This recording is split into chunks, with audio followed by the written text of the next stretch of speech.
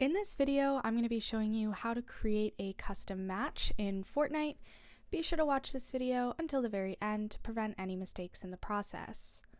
You may or may not need a creator code for this custom match, but what you're going to do is scroll down until this custom key pops up, and then you're going to write the custom key that you want other players to use.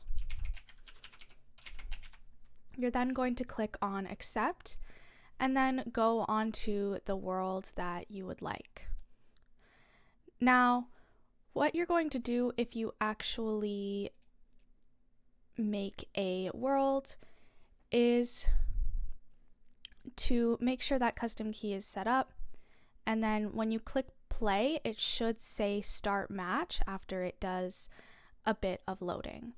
If you want to join someone else's custom match, what you're going to do is go back to that custom key after having selected the game mode that they